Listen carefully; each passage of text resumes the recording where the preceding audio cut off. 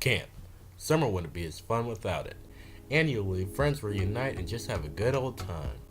Another benefit of camp is that the girls outnumber the boys, and surely there's a girl for everybody there, if they tried.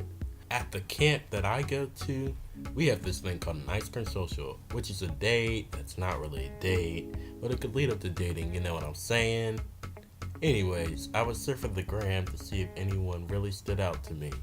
I actually found two people that I thought I liked. Then my homegirl Sheila hit me up and was like, Hey, what's up? You hyped for camp? and I was like, yeah, I'm hyped for camp. Then she cut right to the chase. So, do you know who you're gonna ask on an ice cream social? And I thought to myself, wait, hold up, hold up, hold up. I know you're not trying to get me to ask you. We've tried this a good couple times and it didn't work out, so we're just gonna stay friends, right? So then I replied, oh yeah, I have a few people I'm thinking about. Then I hear her over the phone like, Phew. and I thought that was a little rude, but at least she didn't like me, so whatever.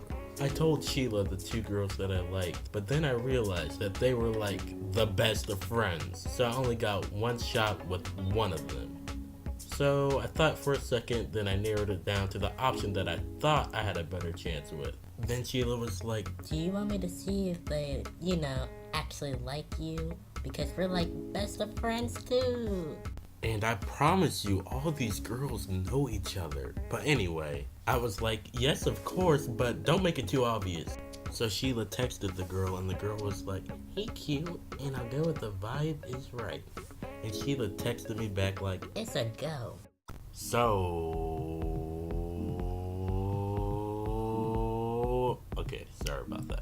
So after everyone got to their dorms, I saw the girl that me and Sheila talked about. I had made up my mind that I would ask her on an ice cream social later on that evening.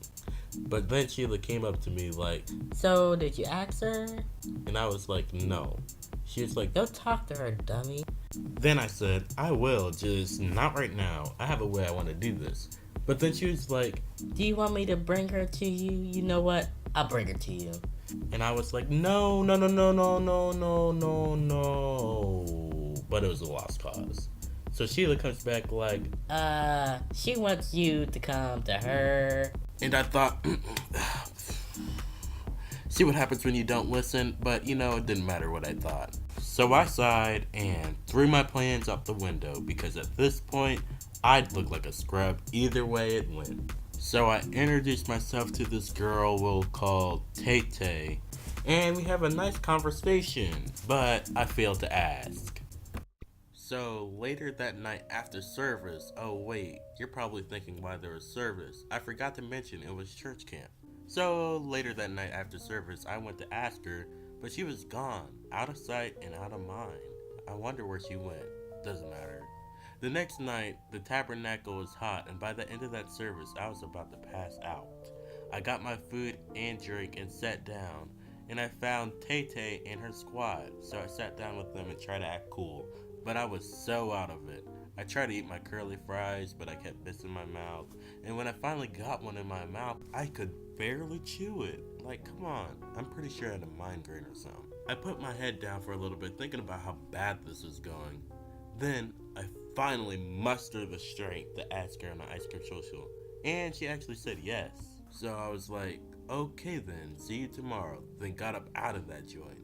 The next afternoon, I tried to hang out with Tay Tay, but I got the vibe she didn't want me around, so I just waited till the evening.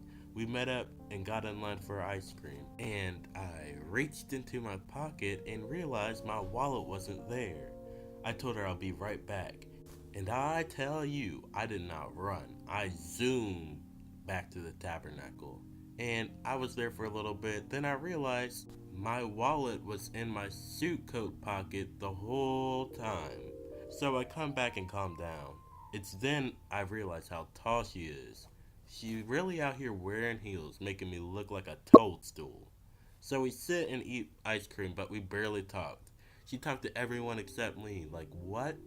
So the next day I tried to talk to her and she was like avoiding me. So I was like done. So I nicely asked her that evening how seriously she took this. And she said, I don't really know. Then I felt confident and said, I prayed really hard tonight and I believe God was showing me that we shouldn't be a thing.